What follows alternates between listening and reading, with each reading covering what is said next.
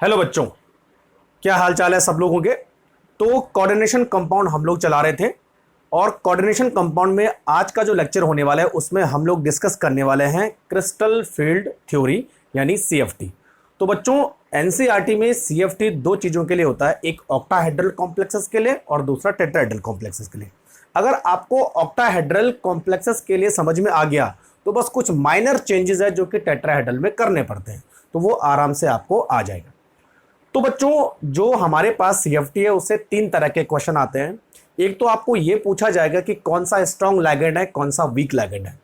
दूसरा क्वेश्चन इससे कलर से आता है कि किस टाइप का जो कॉम्प्लेक्स है वो कलर बनाता है या किस टाइप का कलर बनाता है। तीसरा क्वेश्चन आता है बच्चों इसमें क्रिस्टल फील्ड स्प्लिटिंग एनर्जी, उससे क्वेश्चन आता है। तो इस तरह के 3 से 4 क्वेश्चन इस सेगमेंट से आते हैं। तो बच्चों, जब मैं आपको बताता जाऊंगा, इसमें मैं कंसेप्ट बताता जाऊंगा, तो साथ में आपको मैं ये बताता जाऊंगा कि इस टॉपिक से या इस सेगमेंट से इस टाइप के क्वेश्चन आते हैं। ठीक है बच्चों, तो सीएफटी समझना काफी इंपॉर्टेंट है कोऑर्डिनेशन केमिस्ट्री में। तो बच्चों शुरू करते हैं। आई होप कुछ आपने पहले सीएफटी पढ़ा होगा तो आसानी से आपको समझ में आएगा। मैं ज्यादा डिटेल में नहीं जाऊंगा, मेन पॉइंट समझाते हुए, आपके कंसेप्ट क्लियर करते हुए ये बताता हूं कि कहां पर आपको कौन से टाइप के क्वेश्चन मिलेंगे।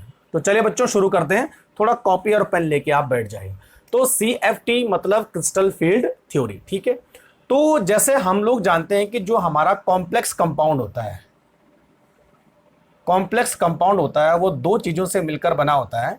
एक होता है बच्चों मेटल और दूसरा होता है लाइगेंड। ठीक है, अच्छा, जनरली जो और थ्योरी आपने पढ़ी है उनमें यह बोला जाता है कि मेटल और लाइगेंड के बीच में कोऑर्डिनेट बॉन्ड होता है, ये तो पढ़ा आपने।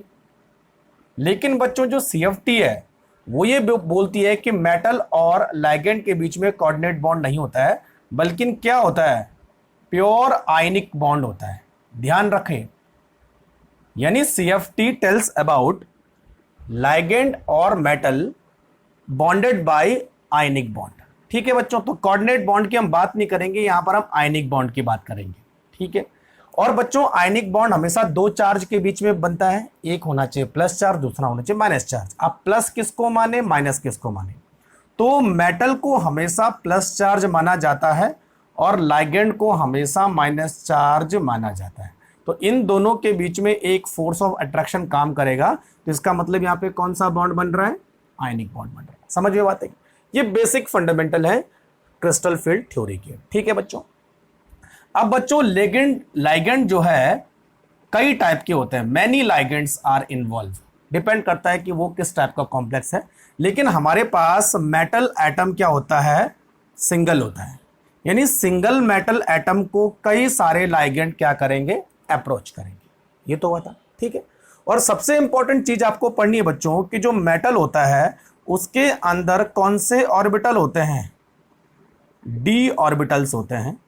तो ये जो डी ऑर्बिटल होते हैं और लाइगेंड के ऑर्बिटल होते हैं ये आपस में कंबाइंड होते हैं और तब जाके एक खास तरह के कॉम्प्लेक्स की ज्योमेट्री बनती है। ठीक है, तो ये बेसिक फंडामेंटल है कि हमारे पास प्योर आयनिक बॉन्ड होता है, डी ऑर्बिटल्स इसके होते हैं और मेटल के कई सारे लाइगेंड जो होता है वो इन ऑर्बिटल को क्या करेगा, अप्रोच करेगा और एक खास तरह का कॉम्प्लेक्स हमें मिल जाएगा। ठीक है बच्चों, सबसे पहले आपको यह समझना है कि जब मेटल, जो मेटल है उसको जब लाइगेंड अप्रोच करेगा तो बच्चों मेटल के जो डी ऑर्बिटल है वो कितने टाइप के होते हैं, 5 टाइप के होते हैं ना, 5d ऑर्बिटल, 5d ऑर्बिटल्स। ये जो है लाइगेंड के ऑर्बिटल के थ्रू इक्वली अफेक्ट नहीं होंगे। 5 ऑर्बिटल में से कुछ ऑर्बिटल ऐसे हैं जो ज्यादा अफेक्ट होंगे और कुछ ऑर्बिटल ऐसे हैं जो कम अफेक्ट होंगे। डिपेंड करता है कि उन ऑर्बिटल का ओरिएंटेशन कैसा है, उनका डायरेक्शन कैसा है। ये बहुत इंपॉर्टेंट है सीएफटी के केस में, है ना। सपोज हमारे पास ये मेटल है, ऊपर से लाइगेंड आया, तो लाइगेंड जो है कई हो सकते हैं। जैसे सपोज मेटल, ये लाइगेंड, ये भी लाइगेंड, ये भी लाइगेंड, ये भी लाइगेंड, ये भी लाइगेंड और ये भी लाइगेंड। तो ये क्या करेंगे, लाइगेंड मेटल को धीरे धीरे इस तरह से अप्रोच करेगा और बच्चों मेटल के पास क्या करें, बहुत सारे डी ऑर्बिटल लगे हैं इस तरह से। तो ये जो मेटल के जो डी ऑर्बिटल हैं ये हर लिगेंड के थ्रू इक्वली अफेक्ट नहीं होंगे, कुछ ऑर्बिटल ज्यादा अफेक्ट होंगे, कुछ ऑर्बिटल कम अफेक्ट होंगे। तो इस वजह से जो पांचों ऑर्बिटल है उनकी एनर्जी में अंतर आ जाएगा, कुछ ऑर्बिटल की एनर्जी बढ़ जाएगी, कुछ ऑर्बिटल की एनर्जी घट जाएगी। तो ये बेसिक आपको समझना है, ठीक है। अब हम बात करते हैं कि कौन से ऑर्बिटल ज्यादा अफेक्ट होंगे, कौन से ऑर्बिटल कम अफेक्ट होंगे और क्यों होंगे, ठीक है। इतना समझ में आ गया। तो इसको हम यहां से डिलीट कर देते हैं। अब बच्चों बात करते हैं हम कि डी ऑर्बिटल का शेप क्या होता है। शेप ऑफ डी ऑर्बिटल्स, ठीक है। अच्छा, हम सब लोग जानते हैं जो डी ऑर्बिटल्स होते हैं वो कितने टाइप के होते हैं, 5 टाइप के होते हैं, ठीक है। अगर आप डी ऑर्बिटल देखो तो जनरली हम कैसे बनाते हैं, इस तरह बनाते हैं ना बच्चों, ये 5, 1 2 3 4 5, ठीक है। अच्छा, इनका नाम होता है, देखो एक होता है डी एक्स वाई, दूसरा होता है डी वाई जेड, तीसरा होता है डी एक्स जेड, चौथा होता है d x square y square, और लास्ट होता है बच्चों d z square. There are 5 type of d orbital, ठीक है। अब इनको बनाए कैसे कि डी एक्स वाई किस तरह बनेगा, डी वाई स्क्वायर किस तरह बनेगा, डी वाई जेड किस तरह बनेगा, वगैरह वगैरह। अच्छा, x square minus y square है ना, ठीक है। देखो बच्चों, तो अगर मैं यहां पर 3 एक्सेस बनाऊं, this is x axis, this is z axis, this is y axis, क्योंकि जो ऑर्बिटल का शेप है वो किस पे डिपेंड करता है, उसके ओरिएंटेशन पे डिपेंड करता है। तो इन सबका जो ऑर्बिटल का ओरिएंटेशन होगा वो अलग अलग होगा, इसलिए सबके जो शेप है वो अलग अलग से बनेंगे। तो 3 एक्सेस हमने पहले बना लिए, x z and y axes. तो जब भी बच्चों डी एक्स वाई को बनाना होता है तो 2 एक्सेस आप ले लो। कौन सा axes, x axes and y axes. तो एक्स और वाई लेंगे हम, तो हमने ले लिया एक्स एंड वाई, ठीक है। तो बच्चों जो डी एक्स वाई बनेगा वो हमेशा इन ऑर्बिटल, इन एक्सिस के बिल्कुल बीच में बनेगा। देखो ये एक्स एक्सिस और ये वाई एक्सिस, जो ऑर्बिटल के लोब हैं वो जस्ट बीच में बनेंगे, मिडिल में बनेंगे, एक्सिस के मिडिल में, ध्यान रखना है ना, all lobes are middle in the axis. अगर मुझे डी वाई जेड बनाना है तो मुझे वाई और जेड 2 एक्सेस लेने पड़ेंगे। देखो डी, ये जेड हो गया और ये वाई हो गया। अब मुझे लोब बनाने तो बच्चों बिल्कुल इसके बीच में आप लोब बनाओगे इस तरह से, तो ये बना डी वाई जेड। अब मुझे डी एक्स जेड बनाना है तो 2 एक्सेस मैं दोबारा से ले लूंगा, ये एक्स हो गया और ये जेड हो गया, तो लोब बिल्कुल मैं इसके बीच में बनाऊंगा, है ना। तो ये बन गया बच्चों हमारा, ये वाई, देखो ये वाई और ये जेड, ये एक्स और ये जेड, है ना। और d x square y square, तो 2 हम लोब दोबारा ले लेंगे, एक एक्स ले लेंगे और एक वाई ले लेंगे। एक चीज का ध्यान रखना बच्चों, जब x square minus y square बनेगा तो ये हमेशा लोब पर बनेंगे, बिल्कुल लोब के ऊपर बनते हैं, ये देखो इस तरह से। तो ये x हो गया और ये y हो गया, ठीक है, d x square y square. और ये था हमारा डी एक्स जेड, है ना। अब बच्चों जेड स्क्वायर की बात करें तो जेड में एक ही प्लेन होता है, जेड वाला। तो जो हमारे पास ऑर्बिटल है वो इस तरह से बनेगा, इस तरह से, this is D z square. तो हम लोग जो है पांचों डी ऑर्बिटल के शेप को इस तरह से बनाएंगे, ठीक है। अच्छा, शेप बनाने से आपको यह फायदा होगा कि आपको पता चल जाएगा कि कौन से टाइप के ऑर्बिटल अलोंग द एक्सिस है और कौन से टाइप के ऑर्बिटल बिटवीन द एक्सिस है, ठीक है बच्चों, समझ में आई बात। तो अगर मैं इन 5 ऑर्बिटल को देखूं, 5 ऑर्बिटल, तो बच्चों देखो ये और ये तीनों ऑर्बिटल के जितने भी लोब हैं वो जो है एक्सिस के बीच में है, ठीक है। तो हम यहां पे लिख सकते हैं d x y, d y z और डी एक्स जेड। ये जो 3 ऑर्बिटल हैं इनके जो लोब हैं lobes are between the axes. सही है ना। और बच्चों जो हमारे पास ये दो ऑर्बिटल है, देखो इनके लोब जो है कहां पर है, एक्सिस पर है। तो जो हमारे पास दो ऑर्बिटल और हैं, d x square minus y square and d z square, इन दोनों के जो लोब्स हैं, lobes are between the axis, axis नहीं, ऑन द एक्सिस, सॉरी है ना, lobes are on the axis. सही है। तो इतना हमें मालूम चल गया इससे, ये दो ऑन द एक्सिस है, ये बिटवीन द एक्सिस है। ठीक है बच्चों। तो अब हम बात करते हैं कि ऑक्टाहेड्रल कॉम्प्लेक्सेस के लिए जो हमारे पास ज्योमेट्री बनेगी वो कैसी बनेगी। तो यहां पर बात करते हैं बच्चों CFT फॉर ऑक्टाहेड्रल कॉम्प्लेक्सेस। ठीक है। अच्छा, जब भी ऑक्टाहेड्रल का जो शेप बनता है वो बनता है इस तरह बच्चों, है ना। देखो this is octahedral cube shape. अच्छा, मान लीजिए यहां पर कोई मेटल है, इधर इधर मेटल है, तो लाइगेंड कहां कहां होगा बच्चों, देखो इधर लाइगेंड ऐसे होंगे, एक लाइगेंड यहां होगा, एक यहां होगा, एक यहां होगा, एक यहां पर होगा, एक यहां पर होगा और एक इधर होगा। तो टोटल कितने लाइगेंड होगा, 1 2 3 4 5 और 6 लाइगेंड हो गए, है ना।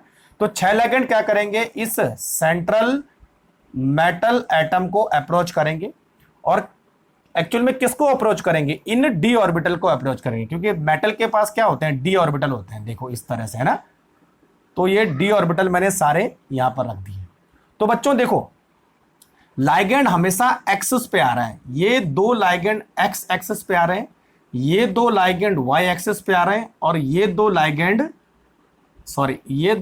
वाई एक्सिस पे आ रहे हैं, और ये दो लाइगेंड जेड एक्सिस पे आ रहे हैं। ये तो है ना।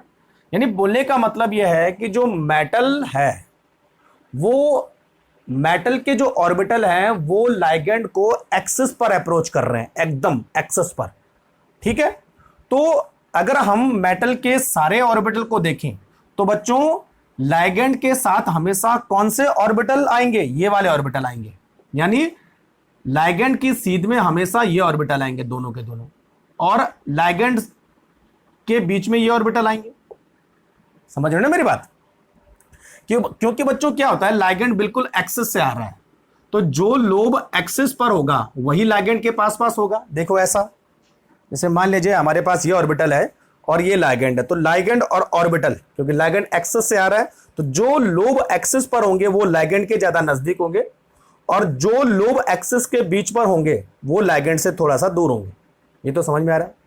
तो ऐसे कुछ यहां पर हो रहा है कि ये तीन लोब एक्सिस के बीच में है, तो बच्चों ये लाइगेंड से थोड़ा सा दूर है। यानी जैसे अगर लाइगेंड यहां पर आ रहा है तो ये लोब यहां पर आ जाएंगे, लेकिन यहां पर क्या हो रहा है, ये लोब ऐसे हैं और लाइगेंड का ऑर्बिटल ऐसा है, बिल्कुल बीच में आ रहे हैं। और इनको आप ऐसे लिख सकते हो, ये लोब ऐसे हैं और लाइगेंड कुछ इधर आ रहा है। देखो इतना गैप बन गया, है ना। तो अब हम यहां पर ये बात करते हैं, ये कंक्लूजन निकालते हैं कि जो लोब ऑन द एक्सिस हैं, ये क्या करेंगे, they are more repulsion by ligand, क्योंकि ये बिल्कुल लाइगेंड के नजदीक आ रहे हैं, लाइगेंड की सीध में है, तो इन पर रिपल्शन ज्यादा होगा। और बच्चों ये लाइगेंड की सीध में नहीं है ना, तो they are less repulsion by ligand. ये तो हुआ ना, ठीक है। अच्छा, अगर इन लाइगेंड का इन ऑर्बिटल पर रिपल्शन ज्यादा होगा तो बच्चों इन ऑर्बिटल की एनर्जी बढ़ जाएगी, है ना। तो जब इन ऑर्बिटल की एनर्जी बढ़ जाएगी तो इन ऑर्बिटल की एनर्जी क्या हो जाएगी, कम हो जाएगी। तो बोलने का मतलब यह है कि अभी तक जो है डी ऑर्बिटल के जो पांचों ऑर्बिटल थे, 2 3 4 5, वो पहले इक्वल एनर्जी की फॉर्म में थे, लेकिन जैसे यहां पर जो है लाइगेंड का इंटरेक्शन हुआ तो इनमें से कुछ ऑर्बिटल की एनर्जी बढ़ गई और कुछ ऑर्बिटल की एनर्जी घट गई। तो कितने ऑर्बिटल की एनर्जी बढ़ती है? इन 2 ऑर्बिटल की एनर्जी बढ़ जाती है और इन 2 ऑर्बिटल की एनर्जी घट जाती है। तो अब जो है ये पांचों ऑर्बिटल जो है इक्वल एनर्जी शो नहीं करेंगे। ठीक है, ये लोग between the along the axis आ रहे हैं तो एनर्जी बढ़ गई, और ये लोग बिटवीन द एक्सिस आ रहे हैं तो एनर्जी घट गई। समझे मेरी बात?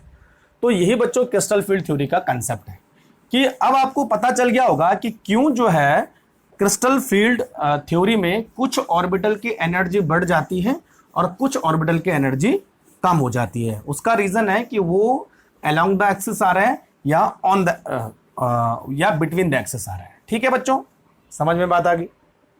अच्छा, तो अब हम बात करते हैं, कई बार पूछा भी जाता है, ध्यान रखना है ना, d x y, d y z, d x z, ये लो एनर्जी। कई बार पूछा जाता है ना, किन की एनर्जी कम हो जाएगी, किन की एनर्जी बढ़ जाएगी। D x square minus y square और डी जेड स्क्वायर, इनकी एनर्जी बढ़ जाएगी, इंक्रीज एनर्जी। ठीक है, समझ में बात आ गई? चलो, तो अब हम बच्चों एक डायग्राम बनाते हैं जिससे हमको ये पता चलेगा कि क्रिस्टल फील्ड स्प्लिटिंग में ऑर्बिटल किस तरह से अरेंज होते हैं। तो हम मान के चलते हैं हमारे पास 1 2 3 4, ये 5 डी ऑर्बिटल है। ठीक है, और पांचों के नाम मैंने आपको लिख दिए। मान लीजिए कि इन सब की जो एवरेज एनर्जी है वो कुछ बढ़कर इतनी पहुंच गई, 2 3 4, है ना। ये देखो एवरेज एनर्जी। तो दीज आर डी ऑर्बिटल्स। ठीक है, और बच्चों इनको हम बोलेंगे डिजेनरेट। डिजेनरेट का मतलब सब ऑर्बिटल की एनर्जी एक जैसी है, और यहां पर सबकी एनर्जी मैंने बढ़ा दी, इतनी कर दी। ठीक है, अब क्या होगा, जैसे इन पर जो है लाइगेंड अटैक करेगा तो कुछ ऑर्बिटल की एनर्जी तो बढ़ जाएगी, तो कुछ ऑर्बिटल की एनर्जी घट जाएगी, है ना। तो यहां पर देखो 2 ऑर्बिटल की एनर्जी बढ़ गई और 3 ऑर्बिटल की एनर्जी कम हो गई। देखो ये देखो, ये वाला हिस्सा। तो 2 ऑर्बिटल की एनर्जी बढ़ गई, और वो 2 ऑर्बिटल कौन से हैं, d x square minus y square and d z square, है ना बच्चों। और ये 3 ऑर्बिटल कौन से हैं, d x y, d y z, d x z, ये तो हुआ, इनकी कम हो गई। अच्छा, कितनी कम हुई देखो, है ना। अगर बच्चों मैं बात करूं, this is called average energy, ये लाइन है एवरेज एनर्जी। और कई बार ये पूछते हैं कि अगर एवरेज एनर्जी ऑर्बिटल की है तो उनके लिए एक अलग से नाम आता है, this is called bary centre. Bary centre, थोड़ा सा नाम ही याद रखना, ठीक है। तो डी ऑर्बिटल की जो एवरेज एनर्जी होती है वो हमेशा एक जैसी रहती है, यानी वो जीरो होती है। अगर समझ लो जीरो एनर्जी, एवरेज एनर्जी सबकी एक जैसी है, तो वो बैरी सेंटर हुआ। लेकिन कुछ की एनर्जी बढ़ गई, कुछ की एनर्जी कम हो गई। अब देखो जो बढ़ी हुई एनर्जी है वो कितनी बढ़ी, देखो वहां पर एक वर्ड आता है, यहां पर होता है बच्चों, देखो कितनी बढ़ी, 0.6 और डेल्टा, और घटी कितनी, -0.4 डेल्टा। ठीक है, इतनी घटी। तो बच्चों अगर एक ऑर्बिटल की एनर्जी 0.4 है तो टोटल एनर्जी लोअरिंग कितना हुआ, -1.2। और अगर एक की एनर्जी 0.6 बढ़ी है एक ऑर्बिटल की, तो 2 ऑर्बिटल की एनर्जी कितनी बढ़ेगी, +1.2। तो देखो 1.2 घटी, 1.2 बढ़ी, अभी भी एवरेज एनर्जी उतनी रहेगी, सीधी सी बात है ना। तो बस ये चीज ध्यान रखना आपने। अब इनके लिए कुछ थोड़ा सा अलग नाम भी दिए गए हैं ना बच्चों। ये जो ऑर्बिटल है इनके लिए नाम दिया गया है T2G, ये ध्यान रखना। जो 3 ऑर्बिटल है they are called T2G orbital, और ये जो 2 ऑर्बिटल है इनका नाम है EG ऑर्बिटल, है ना। EG orbital and T2G orbital, ठीक है बच्चों। अच्छा, यहां पर जो ये 2 एनर्जी के बीच में गैप आ रहा है, ये पूरा के पूरा गैप एनर्जी डिफरेंस है ना, this energy difference is called crystal field splitting energy, CFSE, crystal field splitting energy, ये वाला। और इसको हम बच्चों रिप्रेजेंट करते हैं डेल्टा ओ से, और ओ का मतलब होता है ऑक्टाहेड्रल। तो यहां पर हम ओ लगा सकते हैं और यहां पर डेल्टा ओ लगा सकते हैं। तो डेल्टा ओ का मतलब होता है एनर्जी गैप। तो यहां पर इतना एनर्जी गैप है, यहां पर इतना एनर्जी गैप है। जितना एनर्जी गैप ऊपर हुआ उतना ही एनर्जी गैप नीचे हुआ, अभी भी एनर्जी इक्वल रहेगी जितनी मिडिल में है। और बच्चों इन दोनों ऑर्बिटल की यानी T2G और EG ऑर्बिटल के बीच में जो एनर्जी गैप है, this is called crystal field splitting energy, यानी डेल्टा ओ। ठीक है, समझे बात? ये थोड़ा सा आपको चीजें याद रखनी है ना। अच्छा, अब ये हमने ऑक्टाहेड्रल के केस में इस तरह की स्प्लिटिंग होगी। ठीक है बच्चों। अच्छा, अब इसमें आगे क्या देखो,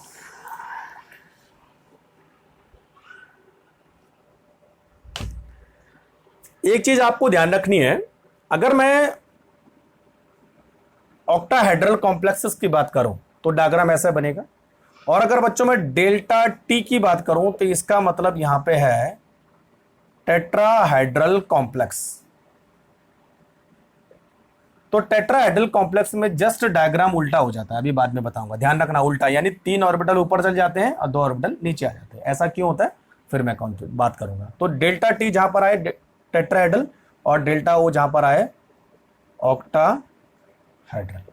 तो समझ में आ गया इन सबका मीनिंग, इसका हम यूज अभी बाद में करेंगे। ठीक है बच्चों, चलो तो नोट करो जरा फटाफट क्या क्या होने वाला है।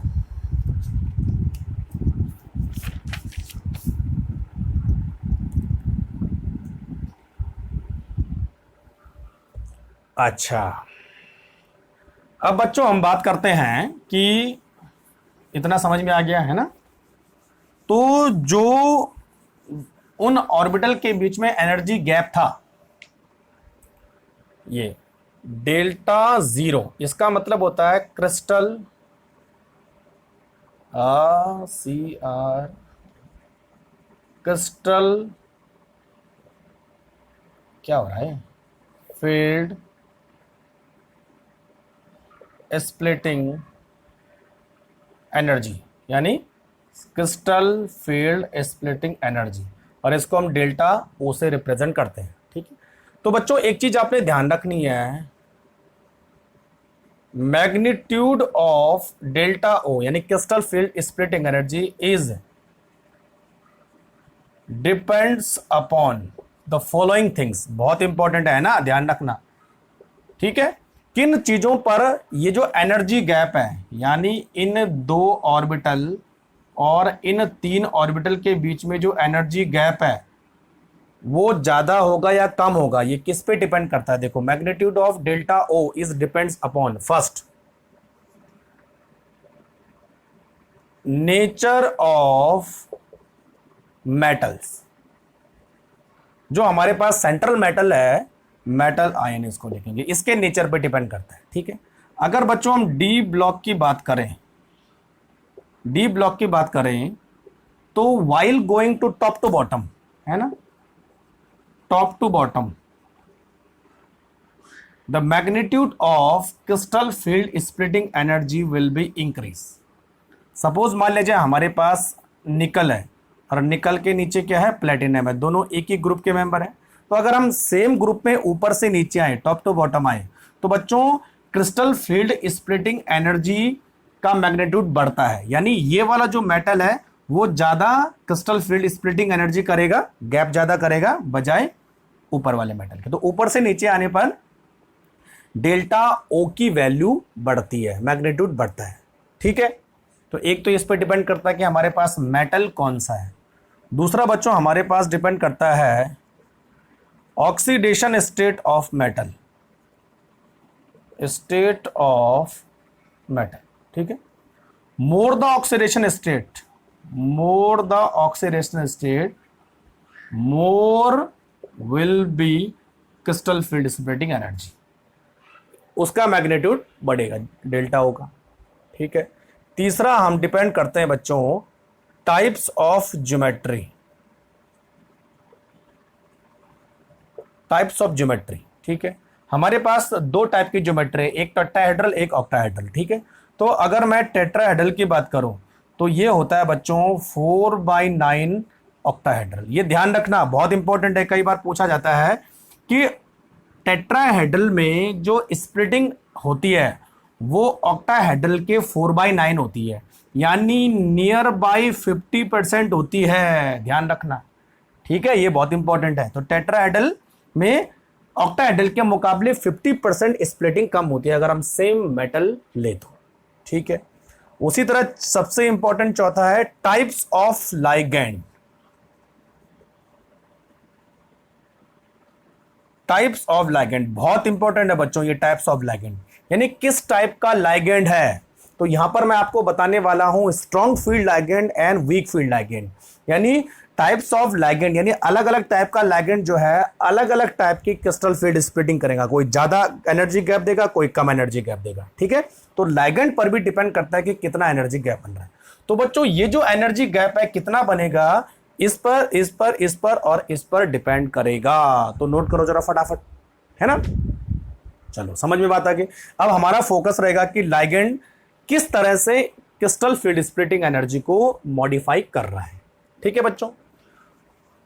चलो नेक्स्ट इसी में आते हैं कि जो हमारे पास लाइगैंड है, अलग अलग टाइप के लाइगैंड है, बहुत सारे आपने पढ़े होंगे, Cl है, F है, S है, NO2 है, NH3 है, वाटर है। वो लाइगैंड जो है किस तरह से इस क्रिस्टल फील्ड स्प्लिटिंग एनर्जी को चेंज करते हैं, ठीक है बच्चों। तो यहां पे लिखेंगे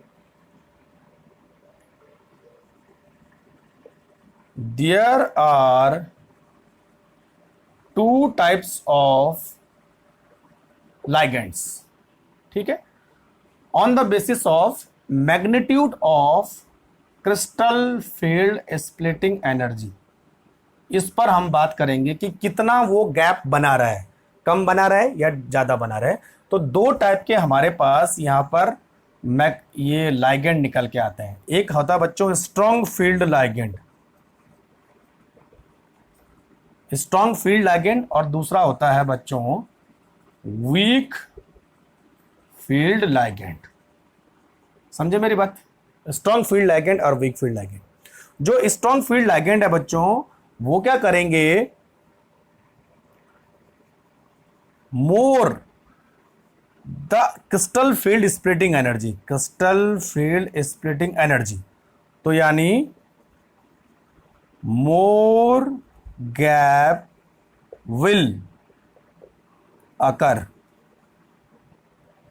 ठीक है। और जो weak field splitting weak field ligand है वो एनर्जी को कम, गैप को कम करेंगे, यानी कम स्प्लिटिंग करेंगे। तो हम ये बोल सकते हैं less crystal field splitting energy की वैल्यू कम होगी, वैल्यू, ठीक है। तो क्या होगा, less gap between T2g and Eg orbital और more gap will occur between T2g and Eg। ये तो है ना T2g Eg, 3 और 2 के बीच में जो गैप बन रहा है वही तो है T2g और Eg ऑर्बिटल के बीच में, ये तो है ना, ठीक है। तो यहां पर बच्चों अगर मैं बोलूं कि हमारे पास ये 5 ऑर्बिटल है, 1 2 3 4 5, और इसको आपने इस तरह कर दिया, तो यहाँ पे जो है ज्यादा है, तो यहाँ पर जो गैप है वो ज्यादा बनेगा, देखो गैप ज्यादा बनेगा। तो 1 और 2 और यहाँ पर 1 2 और 3 है ना, ये हुआ T2g और ये हुआ Eg। तो देखो ये वाला जो गैप है वो बड़ा है क्योंकि स्ट्रॉन्ग फील्ड है। यहाँ पर अगर मैं देखूं तो गैप कम बनेगा, ठीक है। ये देखो 2 3, ये देखो गैप कम बना, यहाँ पर गैप ज्यादा है, यहाँ पर गैप कम है। तो अगर किसी मेटल के एटम के साथ एक स्ट्रॉन्ग फील्ड लाइगैंड जुड़ा होता है तो बच्चों वह गैप बनाता है, ज्यादा बड़ा करता है, तो strong crystal field splitting energy ज्यादा होगी। और अगर गैप छोटा होता है तो यहां पर जो क्रिस्टल फील्ड स्प्लिटिंग एनर्जी होगी वो कम होगी। तो गैप का ही सवाल है, वीक फील्ड गैप कम, स्ट्रॉन्ग फील्ड गैप ज्यादा। समझ में बात आ गई। तो नोट करो जरा फटाफट, ठीक है, नोट करते जाओ फटाफट।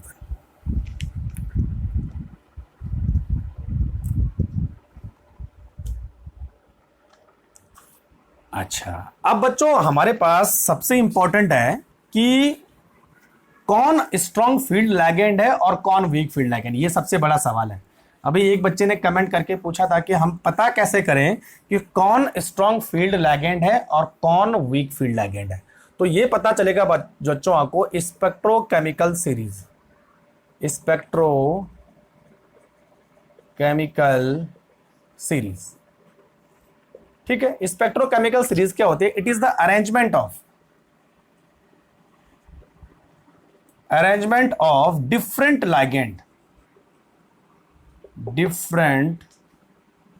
ligands on the basis of magnitude of delta G, यानी क्रिस्टल फील्ड स्प्लिटिंग एनर्जी। इसके बेसिस पर हमने जो है कई सारे लैगेंड को अरेंज किया। तो कुछ ऐसे लैगेंड है जो कि कम करेंगे सीएफएससी को, और कुछ लैगेंड है को जो बड़ा गैप करेंगे। तो बच्चों मैं आपको सीरीज बता देता हूं, एनसीईआरटी में सीरीज कैसे दे रखी है आप देखो, है ना। अच्छा, सबसे लास्ट में आई माइनस, ठीक है, फिर है बी आर माइनस, फिर है एस सी एन माइनस, फिर है यहाँ पर सी एल माइनस, फिर है यहाँ पर एस टू माइनस, फिर है यहाँ पर एफ माइनस। ठीक है बच्चों, फिर हमारे यहाँ पर है H2O, फिर यहाँ पर है बच्चों C2O4 2 माइनस, फिर बच्चों यहाँ पर है SCN माइनस, फिर उसके बाद है NH3, फिर बच्चों पूरा आ रहा है ना, सीरीज आ रही पूरी की पूरी NH3, फिर उसके बाद है, इधर ही लिख रहा हूँ मैं, उसके बाद है EN, ठीक है, और उसके बाद है CN माइनस, और लास्ट में है CO माइनस। ये पूरी सीरीज है। तो बच्चों ये आपको ध्यान में रखनी है। H2O के बाद क्या है, हाँ, है ना। अच्छा, इसमें एक चीज गड़बड़ हो गई, थोड़ा सा ध्यान रखना। H2O से पहले यहां पर है ना F के बाद बच्चों OH है ना, OH माइनस, और OH माइनस के बाद है C2O4 माइनस, और उसके बाद है वाटर। अब ठीक है, वाटर के बाद है NCS, हाँ ये तो SCN इधर हो गया, हाँ ठीक है। उसके बाद NH3 EN CN minus NCO, ये करेक्ट है। चलो ये नोट कर लो, थोड़ा सा दिक्कत, I माइनस Br माइनस, फिर SCN minus, Cl minus, S2 minus, F minus, OH minus, C2O4 minus, water, NSC NCS sorry, amine, EN ethylene diamine, CN, और लास्ट में CO। तो ये यहां से लेकर इसकी तरफ जा रही है। ठीक है, ऐसा माना जाता है बच्चों कि वाटर से जो लेफ्ट हैंड साइड है, they are weak field ligand, weak field ligand. ध्यान रखना, इधर इधर वीक फील्ड लिगेंड है, और धीरे धीरे इधर जाते जाएंगे तो स्ट्रॉन्ग फील्ड लिगेंड आएंगे। ठीक है, तो they are strong field ligand. समझ में मेरी बात? तो ये पूरी सीरीज है लोअर से स्ट्रॉन्ग, यानी वीक से स्ट्रॉन्ग फील्ड लिगेंड। कई बार इससे क्वेश्चन आते हैं, तो ये आप ध्यान रखना। ठीक है, तो these are weak field ligand, weakest field ligand, this is strongest field ligand. तो दूसरा तरीका क्या है, वाटर से इधर सारे वीक फील्ड लिगेंड, और वाटर के राइट हैंड साइड सारे स्ट्रॉन्ग फील्ड लिगेंड। समझे मेरी बात? तो अब क्वेश्चन सॉल्व हो गया, कौन वीक फील्ड लिगेंड है, कौन स्ट्रॉन्ग फील्ड लिगेंड है। बच्चों ये वाले लिगेंड, यानी H2O के बाद जितने भी लिगेंड है, वो क्रिस्टल फील्ड स्प्लिटिंग एनर्जी में गैप ज्यादा रखेंगे, और जो H2O से इधर वाले लिगेंड है, वो क्रिस्टल फील्ड स्प्लिटिंग एनर्जी में गैप कम रखेंगे। तो ये लिगेंड के बेसिस पे हमने डेल्टा O का मैग्नीट्यूड निकाल दिया। तो नोट करो फटाफट, एनसीईआरटी में दे रखा है पूरा के पूरा, है ना। समझ में आ रहा है? तो अब पता चल गया होगा आपको कौन वीक फील्ड लिगेंड है और कौन स्ट्रॉन्ग फील्ड लिगेंड है। ठीक है, आगे देखो। ठीक है बच्चों, तो हाँ ये हो गया, है ना। तो ये आपको पढ़ना है एक। उसके बाद है बच्चों हाई स्पिन कॉम्प्लेक्सेस और लो स्पिन कॉम्प्लेक्स। ये समझ में आ गया? चलो, तो इससे भी एक क्वेश्चन आता है ना। कि किस जो स्प्लिटिंग एनर्जी का ऑर्डर है लाइगेंड का वो किस तरह से है। अब बच्चों नेक्स्ट आपने पढ़ना है high spin complexes and low spin complexes. ठीक है, चलो तो हाई स्पिन कॉम्प्लेक्सेस क्या होता है, लो स्पिन कॉम्प्लेक्सेस क्या होता है, ये देख लेते हैं। तो अब हमारे पास बच्चों एक एग्जांपल से आपको मैं समझाता हूं, बहुत अच्छी तरह से समझ में, है ना। तो एक हमारे पास यहां पर है COCN का होल 6 और ये है 3 माइनस, और दूसरा है बच्चों COF6 और 3 माइनस। ठीक है, अच्छा ये दो कॉम्प्लेक्स मैंने लिए, इन कॉम्प्लेक्स के बेसिस पर मैं हाई स्पिन कॉम्प्लेक्सेस लो स्पिन कॉम्प्लेक्सेस आपको बताऊंगा। साथ में हम मैग्नेटिक प्रॉपर्टी और क्रिस्टल फील्ड स्प्लिटिंग, साथ में हम क्या करेंगे, मैग्नेटिक प्रॉपर्टी का भी पता करेंगे, और बच्चों calculation of crystal field splitting energy, वो 3-4 चीजें साथ में आने वाले हैं। चलो पहले इसको सॉल्व कर लेते हैं। तो यहां पर बच्चों हम लेंगे कोबाल्ट, है ना। तो यहां पर दोनों केस में जो कोबाल्ट का जो ऑक्सीडेशन नंबर है वो कितना है, +3। ठीक है, और कोबाल्ट में जो इलेक्ट्रॉन होते हैं, सॉरी कोबाल्ट का जो एटॉमिक नंबर होता है 27। ठीक है, और 27 में हम करेंगे 3d7 और 4s2। ठीक है, कितना हुआ, 3d7 4s2 ये हुआ। और अगर C+3 में देखूं मैं तो कितना आ जाएगा, 3d6, है ना। 2 यहां से निकलेंगे, 1 यहां से निकलेगा। तो अल्टीमेटली कोबाल्ट +3 में जो इलेक्ट्रॉनिक कॉन्फ़िगरेशन होगा वो 3d6 होगा। तो हमने क्या करना है, 3d6 को हमने क्रिस्टल फील्ड स्प्लिटिंग एनर्जी के अकॉर्डिंग इलेक्ट्रॉन फिलअप करने। अब देखो 3d6 ऐसा पूछा जाता है कई बार, है ना। या तो आपको कॉम्प्लेक्स दिया होगा, या तो आपको ये दिया होगा कि 3d6 को आप जो ऑर्बिटल आपके पास हैं उनमें इलेक्ट्रॉन का अरेंजमेंट करो, और उसके बाद बहुत सारी प्रॉपर्टी हम सॉल्व करेंगे। चलो देख लेते हैं। तो ये हमारे पास 1 2 3 4 5 है ना, 5 ऑर्बिटल है। और बच्चों हमने क्या किया,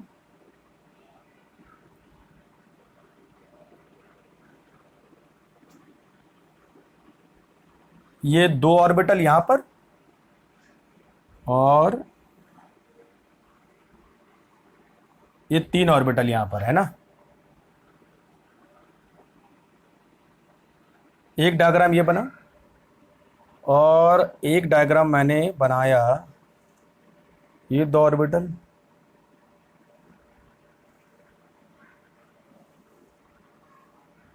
तीन ऑर्बिटल, है ना। अच्छा ये इधर बन गया, ये इधर बन गया, है ना। ये बच्चों d ऑर्बिटल का एवरेज एनर्जी लेवल है, एवरेज एनर्जी लेवल। अच्छा ये देखो मैंने कम गैप दिया है, ये ज्यादा गैप दिया है, समझे मेरी बात। This is crystal field splitting energy, और ये भी जो गैप है ΔO crystal field splitting energy, ये गैप ज्यादा है। इसका मतलब यहां पे बच्चों कौन सा लाइगेंड होगा, स्ट्रॉन्ग लाइगेंड इन्वॉल्व है, क्योंकि स्ट्रॉन्ग लाइगेंड मोर क्रिस्टल फील्ड स्प्लिटिंग एनर्जी करते हैं। यहां पर स्प्लिटिंग एनर्जी कम है, गैप कम है, इसका मतलब यहां पर वीक फील्ड लाइगेंड होगा। तो हम ये मान सकते हैं कि यहां पर जो है ये वाला था, क्योंकि F क्या है, वीक फील्ड लाइगेंड है। तो यहां पर COF6 यानी 3 माइनस, और यहां पर जो लाइगेंड है वो कौन सा लाइगेंड है, CN वाला लाइगेंड है ना। और यहां पर जो है, समझ रहे हो ना मेरी बात, यहां पर CN लाइगेंड इन्वॉल्व है ताकि गैप बढ़ा, यहां पर F लाइगेंड इन्वॉल्व था तो गैप कम हुआ। ठीक है बच्चों, यहां पर इन 2 ऑर्बिटल का नाम है EG और इनका नाम है T2G, यहां पर भी इनका नाम है EG, यहां पर जो है T2G। ठीक है बच्चों, अब हमने क्या करना है, दोनों में जो इलेक्ट्रॉन है वो कितने हैं, 3d6, ये था 3d6। तो बच्चों अगर ये कॉम्प्लेक्स होगा तो इन 6 इलेक्ट्रॉन को हम कैसे भरेंगे, और अगर ये कॉम्प्लेक्स बनेगा तो इन 6 इलेक्ट्रॉन को हम कैसे भरेंगे, ये हमने पता करना है, क्योंकि दोनों में 3d6 ही होता है। लेकिन डिपेंड करता है कि कॉम्प्लेक्स में जो लिगेंड है वो स्ट्रांग फील्ड है ये लोअर फील्ड है, इसके अकॉर्डिंग इलेक्ट्रॉन का जो डिस्ट्रीब्यूशन है वो चेंज हो जाएगा। समझे मेरी बात, बहुत इंपॉर्टेंट है। ठीक है, देखो तो सबसे पहले हम बात करेंगे कि स्ट्रॉन्ग फील्ड में है ना, अगर स्ट्रॉन्ग फील्ड लाइगेंड इन्वॉल्व हो तो इन 6 इलेक्ट्रॉन का डिस्ट्रीब्यूशन हम कैसे करेंगे। समझे मेरी बात। तो बच्चों देखो 6 में से फर्स्ट पहले यहां जाएगा हुंड्स लॉ, सेकंड यहां जाएगा और थर्ड यहां जाएगा। थर्ड की तो कोई प्रॉब्लम, 3 की कोई प्रॉब्लम। ठीक है, अब जो फोर्थ इलेक्ट्रॉन है, फोर्थ इलेक्ट्रॉन वो कहां जाएगा, यहां जाएगा कि यहां जाएगा। अब ये डिपेंड करेगा बच्चों कि ये एनर्जी गैप ज्यादा है कि जो पेयरिंग होने वाली एनर्जी है वो ज्यादा है। देखो there are 2 type of energy here, there are 2 type of energy. एक होती है बच्चों पी, पी का मतलब होता है पेयरिंग एनर्जी। मैं यहां पे लिख देता हूं है ना, this is P equal to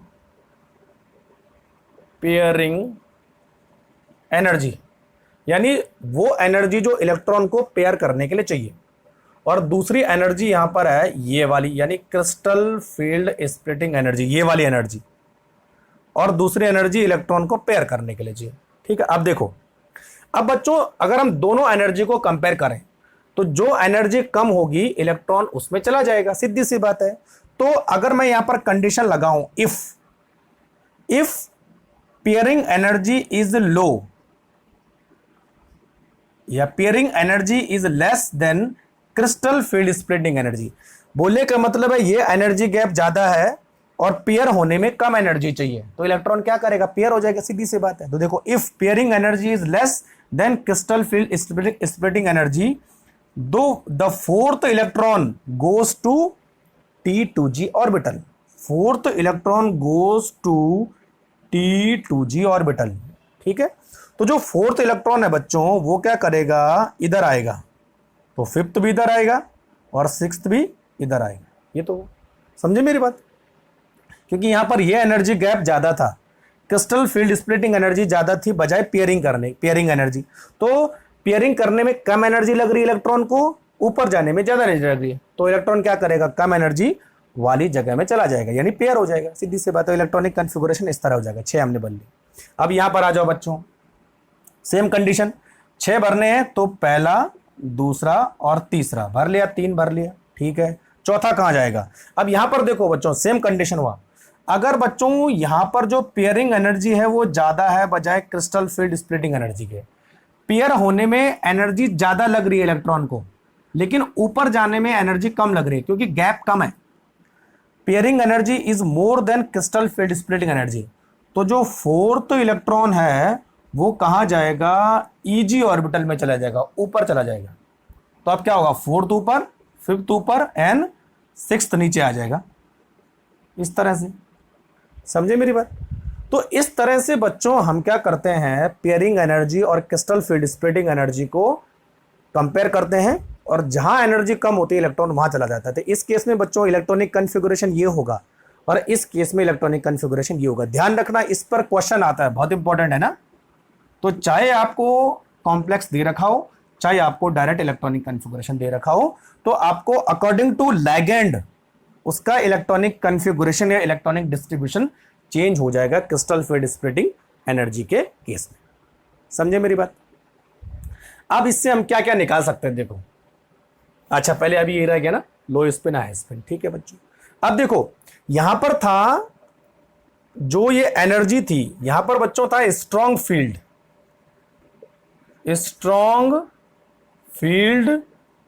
ligand, ये वाला ना स्ट्रॉन्ग फील्ड लाइगेंड था यहां पर। तो जहां पर स्ट्रॉन्ग फील्ड लाइगेंड होता है और इलेक्ट्रॉन सारे T2g ऑर्बिटल में होते हैं, this is low spin complexes, this is called low spin complexes, या इसको हम बोलेंगे लो स्पिन स्टेट।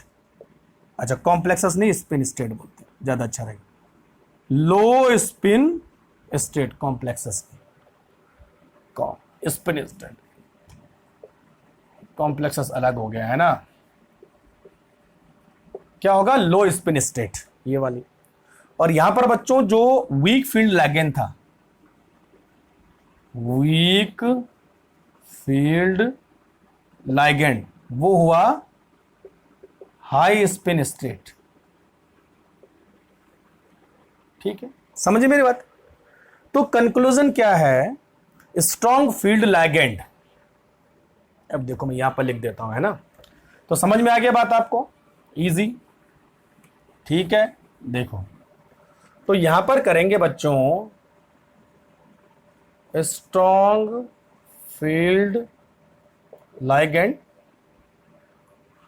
तो क्या होगा, लो स्पिन स्टेट। ठीक, और जब लो स्पिन स्टेट होगी तो more crystal field splitting energy. और weak field ligand, weak field ligand, high spin state, तो less crystal field splitting energy. समझे मेरी बात। तो weak field ligand, high spin state, ऊपर चले गए। Strong field ligand, low spin state. ठीक है, चलो। तो ये बच्चों लाइगेंड का कमाल है कि कौन वीक फील्ड करेगा और कौन स्ट्रॉन्ग फील्ड करेगा। ठीक है बच्चों, इतना समझ में आ गया। चलो, तो अब हम जो है इसी डायग्राम से एक और चीज निकाल सकते हैं, मैग्नेटिक प्रॉपर्टी। ठीक है, मैग्नेटिक प्रॉपर्टी कैसा पता करेंगे, mu equal to under root n और n+2, और n का मतलब होता है अनपेयर इलेक्ट्रॉन। तो बच्चों यहां पर कोई भी अनपेयर इलेक्ट्रॉन नहीं है, तो दिस विल, यानी ये जो कॉम्प्लेक्स है वो क्या होगा, डायामैग्नेटिक। ये तो हुआ। यहां पर कितने अनपेयर इलेक्ट्रॉन दिख रहे हैं बच्चों, 1 2 3 4, 4 अनपेयर इलेक्ट्रॉन दिख रहे हैं। तो n की वैल्यू कितनी हो जाएगी, 4। ठीक है, तो म्यू इक्वल टू हो जाएगा 2 एंड 4 एंड 4+2, 6 चक्कू 24, अंडर रूट 24। तो अंडर रूट 24 में जो वैल्यू आएगी वो आएगी 4 प्लस समथिंग समथिंग। ठीक, तो आपने इसका क्या निकाल दिया, मैग्नेटिक प्रॉपर्टी भी पता कर ली, कॉम्प्लेक्स भी है, चाहे आपको कोई और चीज दे रखी हो। ठीक है, ये भी चीज पता कर सकते हैं। अब सबसे इंपॉर्टेंट चीज है बच्चों, यहां पर हम पता करेंगे क्रिस्टल फील्ड स्प्लिटिंग एनर्जी। देखो, है ना, क्या बोल रहा हूं मैं, क्रिस्टल फील्ड स्प्लिटिंग एनर्जी का कैलकुलेशन। तो ये मैं मिटा दूं, है ना, मुझे थोड़ा सा बोर्ड चाहिए होगा, तो नोट करिए, हाउ टू कैलकुलेट, ये भी आता है, calculation of crystal field splitting energy, यानी डेल्टा ओ का हम कैलकुलेशन करेंगे इसके लिए और इस दोनों कॉम्प्लेक्स के लिए। ठीक है, तो पहले इस कॉम्प्लेक्स के लिए करते हैं, है ना। तो बच्चों एक फॉर्मूला आपको याद रखना है, देखो जो हमारे पास क्रिस्टल फील्ड स्प्लिटिंग एनर्जी है यानी डेल्टा ओ है, उसका वैल्यू क्या होगी, वो होता है बच्चों -0.4x और +0.6y, इतना। और जो x है, number of electron in, number of electron in x का है, नीचे है ना, नीचे जो 0.4 है वो नीचे, तो number of electron in T2g orbitals. और जो y है वो क्या है, number of electron in Eg orbitals. क्योंकि ऊपर प्लस था, नीचे माइनस था, ऐसा तो बताया था ना, जैसे मैंने आपको गैप बताया था, ये वाला गैप, तो ये वाला गैप था +0.6 और ये वाला गैप था -0.4। तो नीचे यानी जितने नंबर ऑफ इलेक्ट्रॉन होंगे उनको 0.4 से मल्टीप्लाई करोगे, और ऊपर जितने इलेक्ट्रॉन होंगे उनको 0.6 से मल्टीप्लाई करोगे, +0.6 से मल्टीप्लाई करोगे, बस। ठीक है भाई, इतना ही ध्यान रखना है। तो चलो इसके लिए हम बात करते हैं कि क्रिस्टल फील्ड स्प्लिटिंग एनर्जी की वैल्यू कितनी आएगी, है ना, इसके लिए तो देख लेते हैं यहां पर। तो ये देखो, है ना, इसके लिए मैं बात कर रहा हूं, तो -0.4, तो x यानी 2Tg में कितने इलेक्ट्रॉन है, 2 2 4 2 6 इंटू 6 प्लस 0.6 इंटू 0, ये तो हुआ। तो यहाँ 0 इलेक्ट्रॉन है, तो ये तो 0 हो जाएगा, और ये 6 चौको 24 -2.4, तो बच्चों यहां पर क्रिस्टल फील्ड स्प्लिटिंग एनर्जी की वैल्यू कितनी आई, -2.4। देखो कई बार पूछा जाता है, आपको कॉम्प्लेक्स दे रखा होता है और उसको ये बोला जाता है कि आप क्रिस्टल फील्ड स्प्लिटिंग एनर्जी की वैल्यू बताओ, तो ये -2.4 आ गई। समझे ना कैसे निकाला मैंने। अच्छा यहां पर आ जाओ, -0.4, एक्स की वैल्यू कितनी है, देखो 2 और 2 4 इंटू 4 प्लस 0.6 इंटू कितने हैं 2, ये तो हुआ। अच्छा ये कितने हुए, माइनस के 16 1.6 और प्लस के 12, तो कितना हुआ माइनस के 4, बस हो तो गया। तो बच्चों यहां पर क्रिस्टल फील्ड स्प्लिटिंग की वैल्यू आ गई -0.4, बस हो तो गया। तो यहां पर इस कॉम्प्लेक्स के लिए 0.4, यहां पर इस कॉम्प्लेक्स के लिए -2.4। तो ये ध्यान रखना आपको, ठीक है बच्चों। तो ये बहुत इंपॉर्टेंट है, कई बार पूछा जाता है कि कॉम्प्लेक्स की आप जो है crystal field splitting energy calculate करो। तो नोट करो जरा फटाफट, कैसे करेंगे देखो। समझ में बात आ गई, चलो बहुत अच्छी बात है। तो ये स्प्लिटिंग एनर्जी भी आपको समझ में आ गया, हमने मैग्नेटिक प्रॉपर्टी भी पता कर ली है ना बच्चों। ठीक है, तो इतना ही इसमें पूछा जाता है। अब बच्चों हम बात करते हैं कि टेट्राहेड्रल कॉम्प्लेक्स के लिए हम किस तरह से बात करेंगे। ठीक है, तो ऑक्टाहेड्रल में आपने जो पढ़ा था वो जस्ट अपोजिट कर देना हुआ टेट्राहेड्रल कॉम्प्लेक्सेस में, है ना। देखो तो CFT फॉर टेट्राहेड्रल कॉम्प्लेक्स, ठीक है बच्चों। और टेट्राहेड्रल कॉम्प्लेक्स में कितने लाइगेंड होंगे, देयर आर 4 लाइगेंड, है ना। तो बच्चों अगर हम टेट्राहेड्रल कॉम्प्लेक्स बनाएं तो टेट्राहेड्रल कॉम्प्लेक्स कुछ इस तरह से बनता है, देखो। और जो यहां पर एक्सेस होंगे वो देखो, एक्सेस कहां होते हैं, एक एक्सेस ये होता है, ये वाला, है ना। ये हमारे पास क्या होगा, एक्स एक्सेस। और ये बच्चों एक एक्सेस ये होता है, ये जेड एक्सेस। और एक एक्सेस जो है इधर पीछे होता है, ये वाली दीवार पर ये वाई एक्सेस होता है ना। इस तरह से 3 एक्सेस ऐसे बनेंगे, ठीक है। तो बच्चों जो लाइगेंड होते हैं, लाइगेंड यहां होते हैं, एक लाइगेंड यहां होता है, एक लाइगेंड यहां होता है, एक लाइगेंड यहां होता है, एक लाइगेंड यहां होता है। तो ये लाइगेंड है, लाइगेंड लाइगेंड लाइगेंड और लाइगेंड। तो आपको दिख रहा होगा इस समय कि जो लाइगेंड है वो बिल्कुल एक्सिस के बीच में आ रहे हैं, ठीक है। तो इसका मतलब ये हुआ कि जब हम डी ऑर्बिटल के 5 ऑर्बिटल लिखेंगे और 5 ऑर्बिटल पे लाइगेंड अप्रोच करेगा, तो जो है कुछ ऑर्बिटल की एनर्जी बढ़ जाएगी और कुछ ऑर्बिटल की एनर्जी कम हो जाएगी। तो यहां बच्चों उल्टा हिसाब होता है, बिल्कुल ऑक्टाहेड्रल से उल्टा। यानी जो लोब एक्सिस पर आएंगे उन पर कम रिपल्शन होगा। देखो लाइगेंड किनारे हैं, एक्सिस इधर है, तो हमारे पास dx² - y² और dz², ये लोब बिल्कुल एक्सिस पर आते हैं, तो इनकी एनर्जी क्या हो जाएगी, कम हो जाएगी, क्योंकि देखो कम रिपल्शन होगा। लेकिन जो है इस समय एक्सिस के बीच में कौन से लोब आते हैं, ये वाले dxy, dyz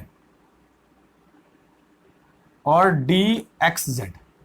ये 3 ऑर्बिटल बिल्कुल एक्सिस के बीच में आ रहे हैं, देखो ना एक्सिस के बीच में है ना। तो इन पर रिपल्शन ज्यादा होगा, बिल्कुल लाइगेंड के सीध में आएंगे, तो इनकी एनर्जी बढ़ जाएगी, इनकी एनर्जी घट जाएगी, ठीक है। अब बच्चों ये ऑर्बिटल हो जाएंगे Eg और इनको लिखेंगे T2g, नाम वही होगा, T2g ऊपर चला गया, Eg नीचे आ गया।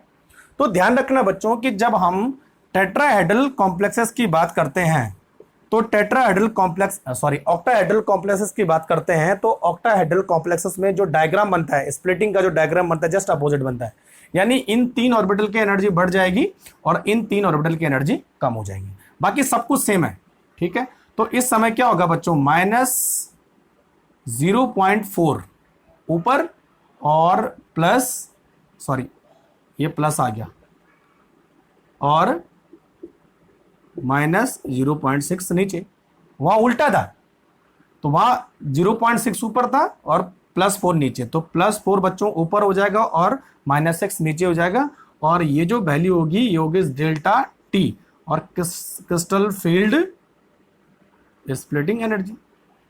सब कुछ सेम है, केवल ऑर्बिटल ऊपर और नीचे हो गए, यहाँ ईजी ऑर्बिटल नीचे हो गए, वहां T2G ऊपर चला गया, बाकी सब कुछ सेम आएगा, लेकिन बच्चों इलेक्ट्रॉन का जो आप भरने का तरीका है वो अलग हो जाएगा। ठीक है, समझे मेरी बात। तो मान लीजिए आपने यहां पर 3D6 इलेक्ट्रॉन भरने हैं, तो पहले एक यहां पर आएगा, दूसरा यहां पर आएगा।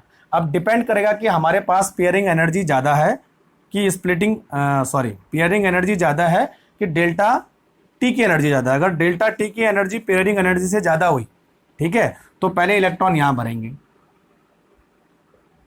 हो गया 6। और अगर बच्चों डेल्टा टी कम हुआ और पेयरिंग ज्यादा हुआ, ठीक है, तो बच्चों इलेक्ट्रॉन कहां जाएंगे, देन ऊपर जाएंगे। कंसेप्ट समझो, सेम टू सेम कंसेप्ट जो ऑक्टाहेड्रल में, वही आपको यहां इस्तेमाल करना है। डिपेंड करता है कि लाइगेंड कौन सा है, और लाइगेंड का जो ऑर्डर बताया वही यहां पर फुलफिल होगा। स्ट्रॉन्ग फील्ड लाइगेंड ऑक्टाहेड्रल में भी और टेट्राहेड्रल में वही काम करेंगे, वीक फील्ड लाइगेंड टेट्राहेड्रल में भी और ऑक्टाहेड्रल में भी ऐसे ही काम करेंगे, सेम टू सेम। ठीक है बच्चों, समझ में बात आ गई। तो फटाफट नोट करो जो इसको, फिर खत्म करते हैं। तो बस आपको ये ध्यान देना है कि टेट्राहेड्रल में और ऑक्टाहेड्रल में किस तरह से ऑर्बिटल का जो अरेंजमेंट होता है वो होता है। और एक चीज आपको याद रखनी है, जो टेट्राहेड्रल में स्प्लिटिंग होगी वो 4/9 होती है ऑक्टाहेड्रल के मुकाबले। ठीक है, कम होती है ना, 4/9 लगभग। अगर परसेंटेज में पूछा जाए तो 50% होता है, कम गैप बनता है सब कुछ, है ना बच्चों। चलो अब हमारे पास नेक्स्ट है कलर्ड इन कॉम्प्लेक्स कंपाउंड। तो बच्चों ये CFT में ये चीज ध्यान रखने, ये इन्हीं से ज्यादा क्वेश्चन आते हैं पूरे के पूरे। अच्छा,